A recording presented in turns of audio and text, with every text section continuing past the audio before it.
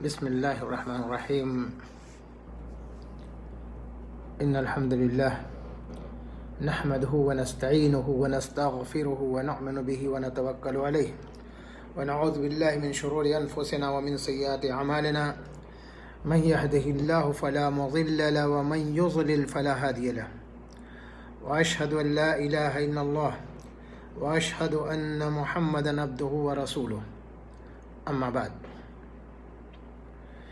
مشاہدین کرام، دینی و اسلامی بھائیوں،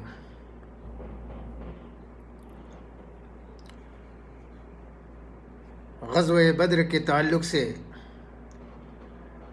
گزشتہ دروس کے اندر بہت ساری باتیں میں نے بتلائی تھیں. اسی کڑی کو آگے بڑھاتے ہوئے آج پھر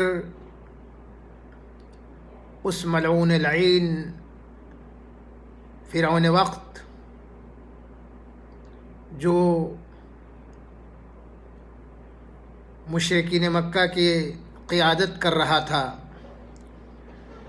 جو اسلام کے لشکر کے خلاف اپنی فوج کو ورغلا رہا تھا، لڑنے کے لیے تیار کر رہا تھا اور لڑ رہا تھا، جسے لوگ ابو جہل کے نام سے جانتے ہیں، اور یہ ابو جہل اپنے نام ہی سے ہی ظاہر ہوتا ہے کہ کتنا بڑا یہ جاہل تھا.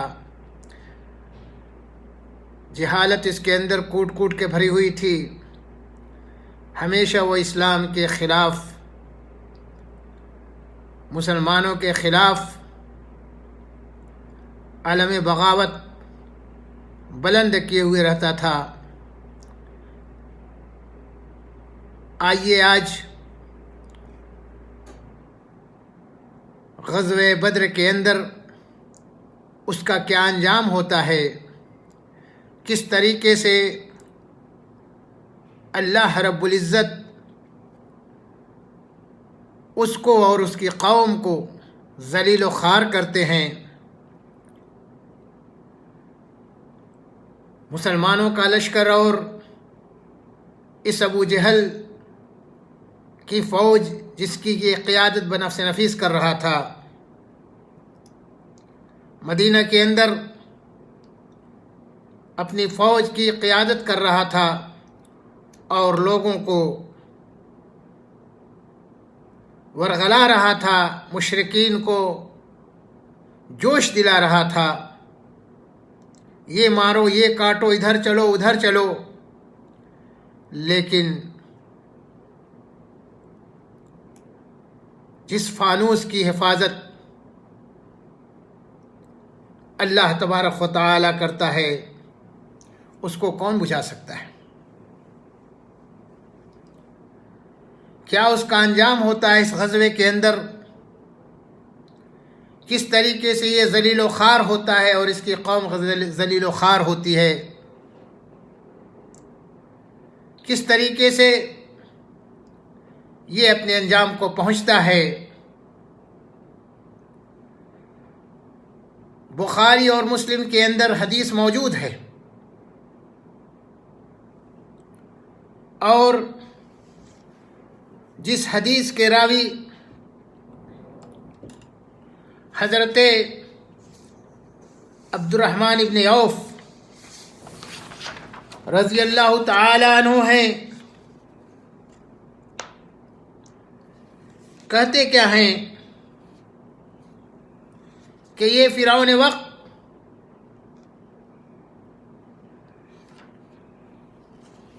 کس طریقے سے اپنی قوم کو ورغلا رہا تھا، اور میں مسلمانوں کی فوج کی طرف سے میں بھی جنگ کے اندر موجود تھا.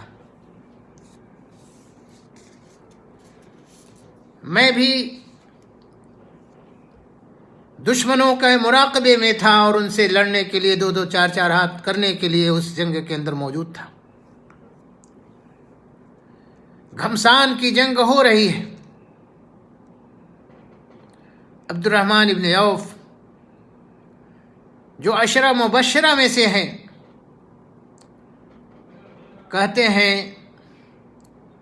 کہ میں اس جنگ میں مسلمانوں کی طرف سے تھا اور اس جنگ میں گتھم گتھا تھی، جنگ ہو رہی ہے۔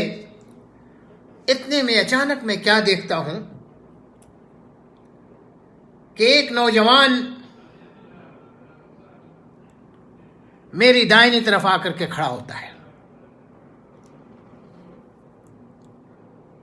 اور بڑے ہی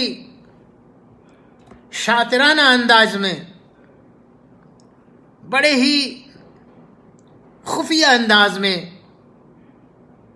پوچھتا ہے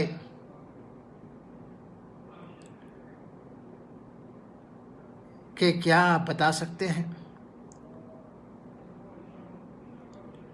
کہ ابو جہل اس میں کون ہے، اس لڑائی کے اندر؟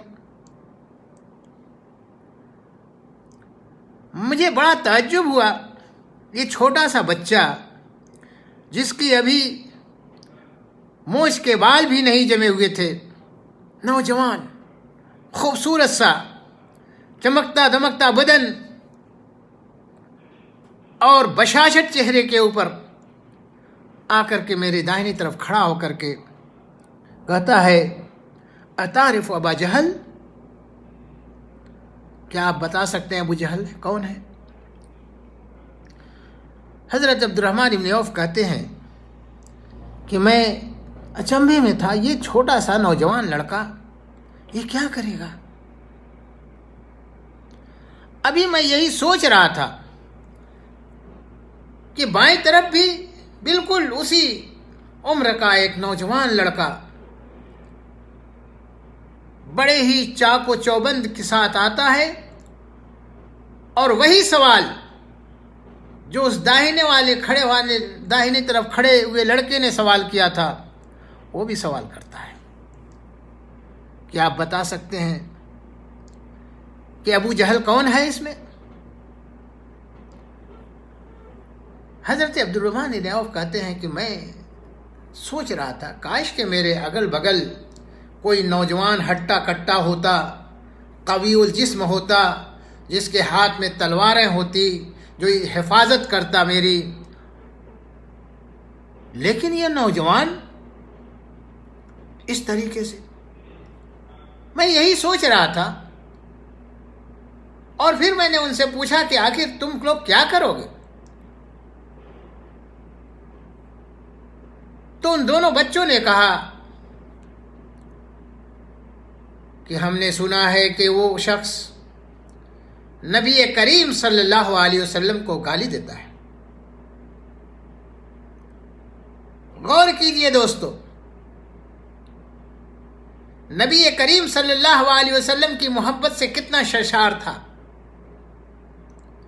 کس طریقے سے محبت تھی، نبی کریم صلی اللہ علیہ وسلم کے خلاف ایک جملہ سننے کے لیے تیار نہیں۔ کہاں سنا ہے کہ وہ شخص ہمارے پیارے رسول محمد رسول اللہ صلی اللہ علیہ وسلم کو گالی دیتا ہے۔ حضرت عبد الرحمن بن عوف کہتے ہیں کہ ابھی یہی میرے اور اس کے درمیان بات ہو رہی تھی، اتنے میں مجھے نظر آ گیا ابو جہل، فرعون یہ نظر آ گیا۔ میں نے ان دونوں لاڈلے بچوں سے کہا دیکھو وہ تمہارا شکار وہ ہے جسے تم لوگ تلاش رہے ہو، وہ وہی شخص ہے، دیکھو وہی ابو جہل ہے۔ میں نے اپنی انگلی سے اشارہ کیا اس کی طرف۔ کہتے ہیں کہ اتنا کہنا تھا کہ وہ عقاب کی طرح میرے دائیں اور بائیں سے اس کی طرف پلٹے اور اس کے بعد ایسا جا کر کے ضرب لگائی کہ وہیں پر اس کا کام تمام ہو گیا۔ اور یہی نہیں، اس کے بعد دونوں وہ نوجوان جن میں سے ایک کا نام معاذ بن افرا تھا اور دوسرے کا نام معاذ بن عمرو بن جموح تھا، دونوں کا نام معاذ تھا، ایک معاذ بن افرا اور دوسرا معاذ بن عمرو الجموح. دونوں اپنی تلوار لے کر کے خون ٹپکتا ہوا اور فخر سے سر کو بلند کیے ہوئے کہ آج ہم نے اسلام کا سر بلند کیا ہے، اسلام کے سب سے بڑے دشمن کو ہم نے مارا ہے، نبی کریم صلی اللہ علیہ وسلم کا رخ کیے اور جا کر کے نبی کریم صلی اللہ علیہ وسلم سے کہتے ہیں اللہ کے رسول، ہم نے اس ابو جہل کا کام تمام کر دیا ہے. دونوں مل کر کے، دائیں طرف جو لڑکا تھا عبد الرحمن ابن عوف کے، اس نے بھی، اور جو بائیں طرف کھڑا تھا اس نے بھی اپنی تلوار کو دکھلایا نبی کریم صلی اللہ علیہ وسلم کو اور کہا اللہ کے رسول ہم نے اس کو قتل کر دیا. نبی کریم صلی اللہ علیہ وسلم نے دونوں کی تلواریں دیکھی، خون ٹپک رہا ہے، اور مارے خوشی کے وہ دونوں نوجوان معاذ بن عمرو اور معاذ بن افرا دونوں مست ہیں. نبی کریم صلی اللہ علیہ وسلم نے کہا تم دونوں نے قتل کیا ہے.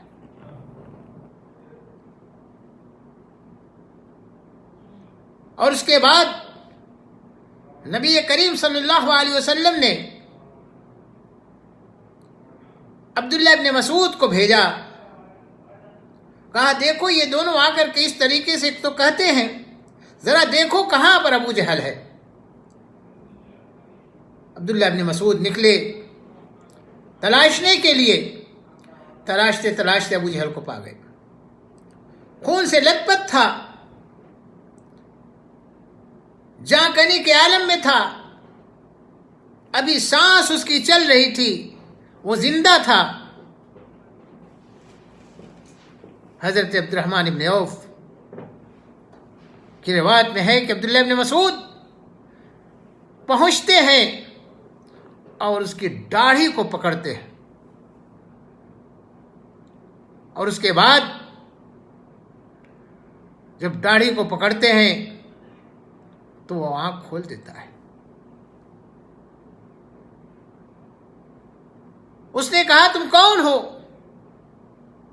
انہوں نے اپنا نام بتایا. کہا کاش کہ مجھ کو کوئی کسان نہ قتل کرتا، کوئی چرواہا نہ قتل کرتا، بلکہ کوئی اونچی ذات والا قتل کرتا.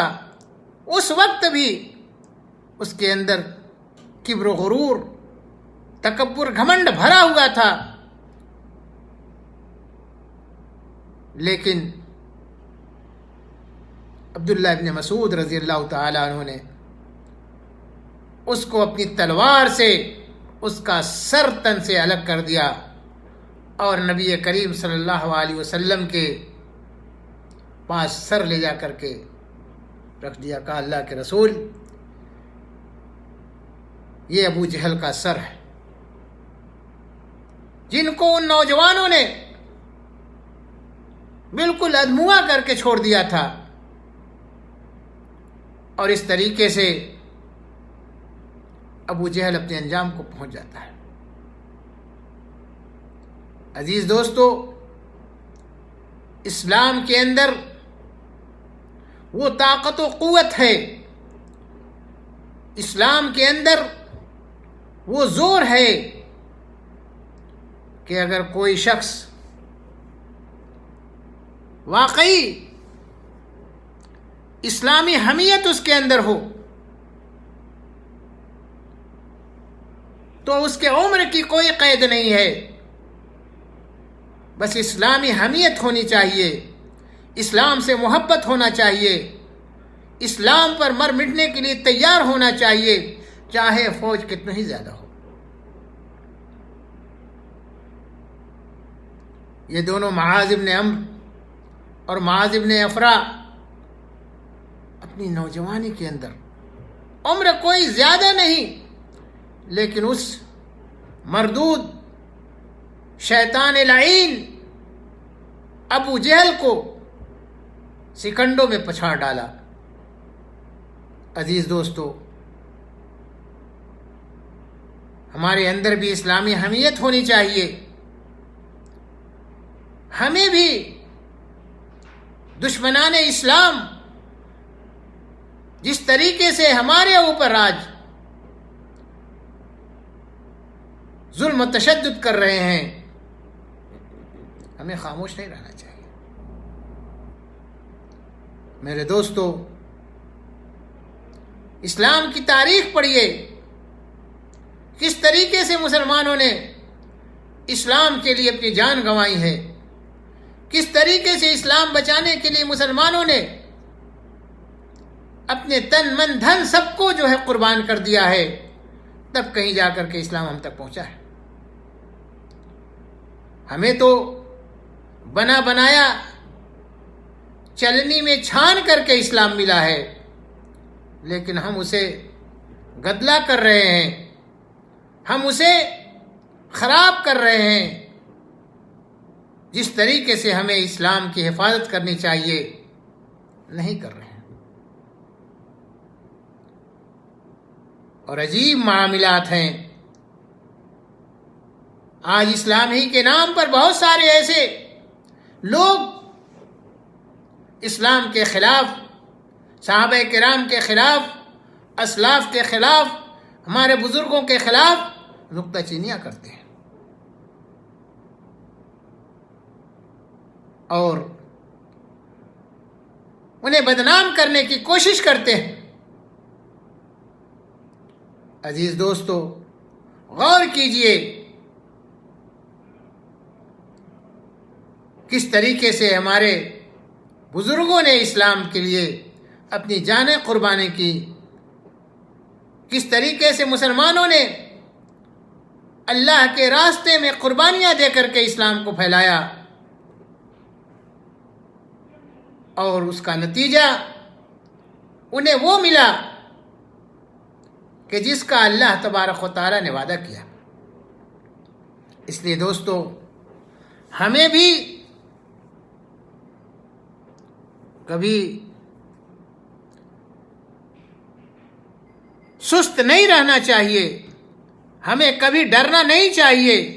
اللہ تبارک و تعالیٰ نگرانی کرنے والا ہے، حفاظت کرنے والا اللہ تبارک و تعالیٰ ہے۔ اس لیے دوستو، ضرورت اس بات کی ہے کہ ہم اور آپ اسلام کے لیے قبر بستہ رہیں، اس کی حفاظت کریں، اس پر نکتہ چینی نہ کریں اور بال کی کھال نہ نکالیں، بلکہ صحیح طریقے سے اسلام کی صحیح تعلیم لوگوں کے درمیان پھیلائیں۔ یقین جانیے دوستو، جب ہم اور آپ سیدھے راستے پر چلیں گے، دوسروں کو اس کی رہنمائی کریں گے، تو ہم اور آپ کامیاب ہو جائیں گے۔ اس لیے دوستو، ضرورت اس بات کی ہے کہ ہم اور آپ اسلام کے صحیح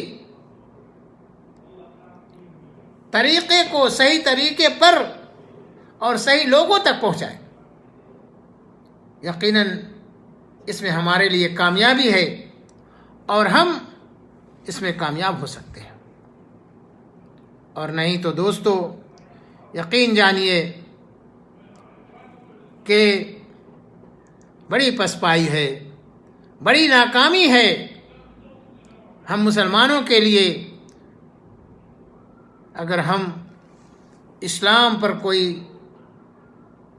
نکتہ چینی شروع کر دیں گے، صحابہ کرام پر کوئی چیز ایسے نکال کر کے عوام کے سامنے بیان کریں گے جس کے وہ حقدار نہیں ہوتے ہیں، تو یقین جانیے ہمارا نتیجہ بہت برا ہوگا۔ اللہ وحدہ لا شریک سے دعا کرنا چاہیے، اللہ تبارک و تعالی ہم تمام مسلمانوں کو صحیح تعلیم حاصل کرنے اور اسلام کی حفاظت کرنے کی توفیق عنایت فرمائے۔ وما علینا الا البلاغ، وآخر دعوانا ان الحمد للہ رب العالمین۔ السلام علیکم ورحمۃ اللہ وبرکاتہ۔